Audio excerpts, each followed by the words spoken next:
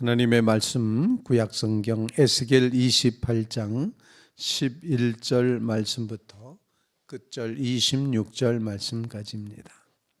여호와의 말씀이 또 내게 임하여 이르시되 인자야 두로 왕을 위하여 슬픈 노래를 지어 그에게 이르기를 주 여호와의 말씀에 너는 완전한 도장이었고 지혜가 충족하며 온전히 아름다웠도다.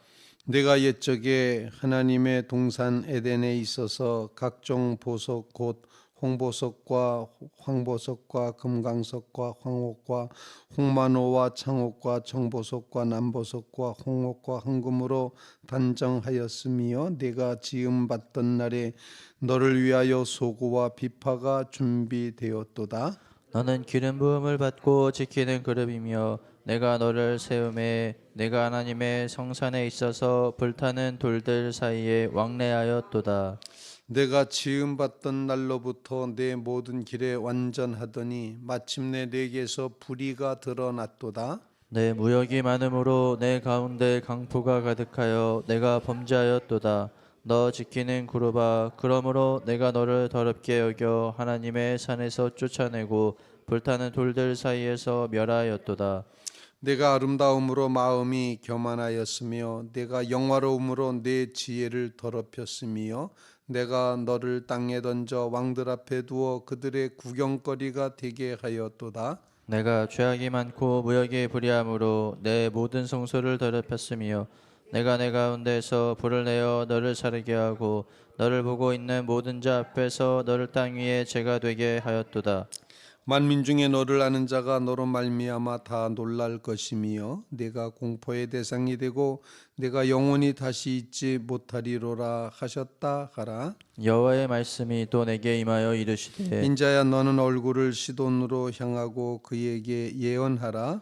너는 이르기를 주 여호와께서 이같이 말씀하시되 시도나 내가 너를 대적하나니 내 가운데서 내 영광이 나타나리라 하셨다 하라. 내가 그 가운데서 심판을 행하여 내 거룩함을 나타낼 때 우리가 나를 여호와인 줄을 알지라. 내가 그에게 전염병을 보내며 그의 거리에 피가 흐르게 하리니 사방에서 오는 칼에 상한 자가 그 가운데 엎드러질 것인즉 무리가 나를 여호와인 줄을 알겠고 이스라엘 족속에게는 그 사방에서 그들을 멸시하는 자 중에 찌르는 가시와 아프게 하는 가시가 다시는 없으리니 내가 주 여호와인 줄을 그들이 알리라. 주 여호와께서 이같이 말씀하셨느니라. 내가 여러 민족 가운데서 흩어져 있는 이스라엘 족속을 모으고 그들로 말미암아 여러 나라의 눈앞에서 내 거룩함을 나타낼 때 그들이 고국 땅 곧 내 종 야곱에게 준 땅에 거주할지라. 그들이 그 가운데 평안히 살면서 집을 건축하며 포도원을 만들고 그들의 사방에서 멸시하던 모든 자를 내가 심판할 때 그들이 평안히 살며 내가 그 하나님 여호와인 줄을 그들이 알리라. 살아계신 하나님의 말씀입니다. 두로 왕에 대하여 슬픈 노래를 지어 부르라 이렇게 말씀하시면서 예언하신 하나님께서 에스겔에게 두로 왕에 대한 이야기를 쭉 하고 계십니다. 두로 왕은 완전한 도장 같고 온전히 아름다웠으며 옛적에는 하나님의 동산 에덴 동산 같은 곳에서 그들이 살게 되었다, 단장하였다 이렇게 표현하고 두로 왕이 지음 받던 날에 너를 위하여 소고와 비파가 준비되었다 이렇게 환영하고 축하하는, 그리고 에덴 동산과 같은 완전한 도장과 같은 그런 두로 왕이었는데 너는 기름 부음 받고 왕이 되어서 이제 정말 성산을 지키는 그런 이제 역할을 감당하게 됐는데 15절 말씀에 보면은 내가 지음 받던 날로부터 내 모든 길에 완전하더니 마침내 내게서 불의가 드러났도다 라고 말합니다. 시작이 참 좋았습니다. 에덴 동산 같고 모든 보석 이름을 제가 다 읽을 수가 없을 정도로 많은 보석, 이렇게 아름다운 동산, 완전한 도장, 그리고 온전하게 행했던 그 두로 왕이 내게서 마침내 불의가 드러났도다. 초지일간 처음부터 끝까지 좋을 수는 없을까 이런 생각을 하면서 두로 왕이 어떤 범죄를 하게 되는가 하니 16절 말씀에 내가 무역이 많음으로 즉 물건을 사고 파는 일이 많아지고 상업이 번성함으로 내 가운데 강포가 가득하여 내가 범죄하였도다 이렇게 표현을 합니다. 세번역 성경에서는 물건을 사고 파는 일이 커지고 바빠지면서 너는 폭력과 사기를 서슴지 않았다 이렇게 표현을 합니다. 점점 부자가 되고 상업이 많아지고 하다 보니 이렇게 속이게 되고 빼앗게 되고 하는 그런 불의가 드러났다라는 것입니다. 그 불의의 원인을 17절에 말씀하고 있는데 내가 아름다움으로 마음이 교만하였으며 내가 영화로움으로 내 지혜가 더럽혀졌다. 결국에는 처음에는 에덴 동산 같은 출발을 했지만 결국에는 불의가 드러나서 남의 것을 빼앗고 사기치고 또 교만하고 하는 이런 모습으로 넘어갔기 때문에 하나님께서는 두로 왕을 심판하지 않으실 수 없었다. 그래서 너는 아무것도 아닌 것 같이 된다라고 오늘 19절 말씀에 표현합니다. 만민 중에 너를 아는 자가 너로 말미암아 다 놀랄 것이며 내가 공포의 대상이 되고 내가 영원히 다시 잊지 못하리로라 하셨다 하라. 두로 왕에 대한 심판 그것은 곧 처음부터 끝까지 초지일관 겸손하며 아름다운 에덴 동산에 거하고 온전한 삶을 살아갔어야 되는데 중간에 불의했고 포악했고 강포했고 사기쳤고 그리고 마음은 교만하였고 스스로 영화롭다고 해서 지혜를 자랑하게 되는 이런 교만의 모습으로 불의가 드러나 버렸다. 그러므로 하나님이 심판하신다는 것입니다. 18절 말씀 내가 죄악이 많고 무역이 불의함으로 내 모든 성소를 더럽혔으며 내가 네 가운데 불을 내어 너를 사르게 하고 너를 보고 있는 모든 자 앞에서 너를 땅 위에 재가 되게 하였다라고 심판을 말씀하십니다. 교만의 끝은 재로 이제 화하고 마는 그런 심판이 있음을 우리에게 다시 한번 보여주고 있습니다. 본문 말씀을 묵상하면서 하나님 끝까지 겸손하게 해주시옵소서. 그런 간구를 주님 앞에 올릴 수 있기를 간절히 바랍니다. 하나님의 은혜를 경험하면서 여기가 에덴 동산이다, 여기가 축복이다, 여기가 정말 하나님 그 사랑과 은혜가 너무나도 크고 감사합니다. 이렇게 은혜의 자리에 서서 살다가 어느 순간인가 그 은혜를 은혜로 깨닫지 않고 내가 받을 만하고 내가 자격이 있어서 이렇게 됐지라고 교만한 마음으로 넘어갈 때 하나님은 결코 두고 보시지 않고 심판하시더라. 그러므로 하나님 우리를 하여금 끝까지 교만을 버리고 겸손한 자리에 초지일간 서게 하옵소서. 그런 간구를 주님 앞에 올릴 수 있기를 바랍니다. 두 번째 부분에 가서는 이제 시돈에 대해서 예언하라 말씀을 하십니다.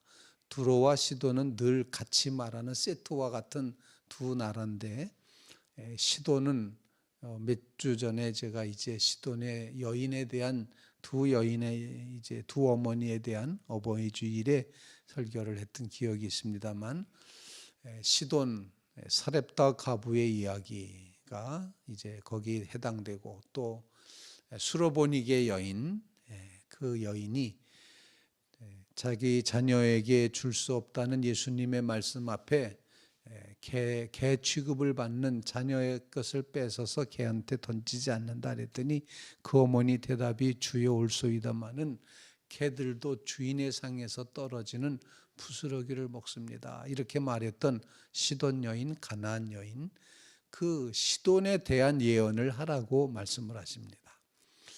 시돈은 남왕국 유다와는 아주 특별한 인연이 있습니다. 왜냐하면 시돈 출신이 바로 아합 왕의 부인 이세벨이었거든요. 근데 그 이세벨은 이스라엘 종교를 우상 종교로, 바알 종교로 타락시킨 아주 대단한 장본인이었거든요. 그래서 우상 숭배, 바알 숭배 그렇게 하면은 이세벨. 그래서 계시록에도 이세벨을 우상 숭배하는 여인으로 음녀 이세벨 이렇게도 표현을 하고 있는 그런 모습을 보게 되는데, 이세벨, 우상 숭배자 이세벨의 출신이 바로 이 시돈이었습니다. 그래서 오늘 본문 말씀에서는 상징적으로 표현하지만 시돈이 가시가 되었다. 그러니 오늘 본문 말씀에 이렇게 표현한 24절 말씀, 이스라엘 족속에게는 그 사방에서 그들을 멸시하는 자 중에 찌르는 가시와 아프게 하는 가시가 다시는 없으리니, 시돈을 하나님이 심판하심으로 이스라엘 유다를 찌르는 가시가 다시는 없게 하겠다, 이렇게 말씀을 합니다.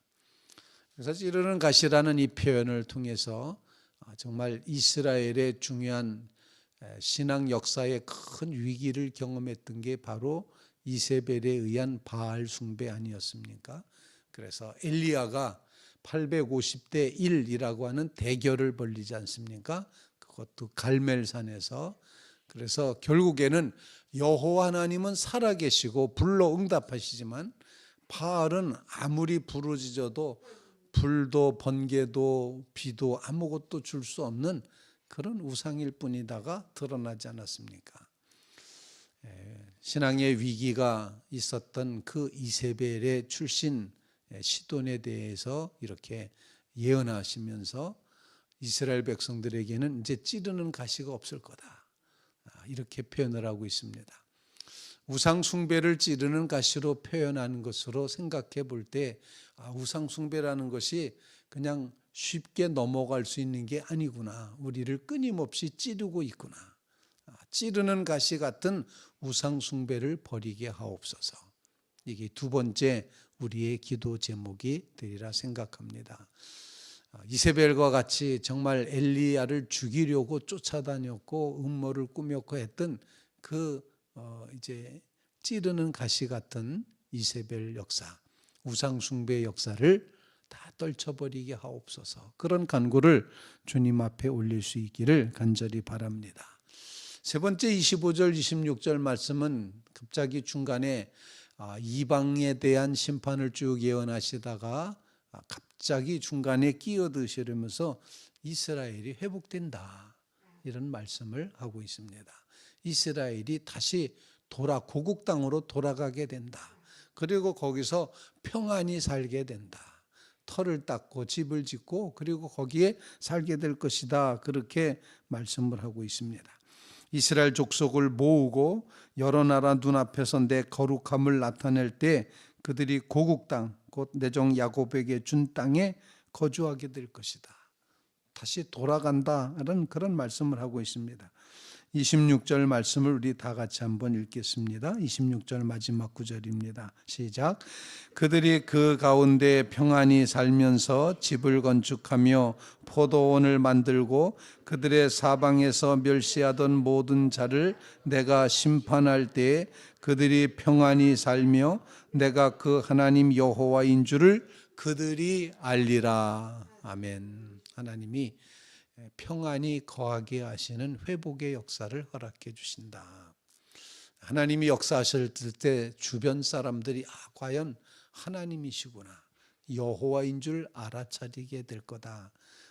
하나님은 다른 족속들을 심판하시는데 그 심판은 끝내는 심판이지만 이스라엘을 심판하실 때는 반드시 회복하시는 은혜의 심판이라는 사실을 여기 다시 한번 보여주고 있습니다. 하나님의 회복의 은혜를 믿으며 하나님께서 회복시켜 주실 것을 꼭 기억하면서 거룩함을 나타내 주시고 하나님의 땅에, 거룩한 땅에 다시 돌아가게 하시고 그때 그들이 그 가운데 평안히 살면서 삶의 역사를 이루고 평안함이 넘치는 평강의 삶이 이루어지리라 언약하셨습니다. 이 회복의 약속을 믿으며 사랑하는 성도들의 삶에 주님께서 주시는 평안이 거하게 하시는 평강의 축복이 채워지시기를 주님의 이름으로 부탁을 드립니다. 주님을 떠나서는 결코 평안함이 없습니다.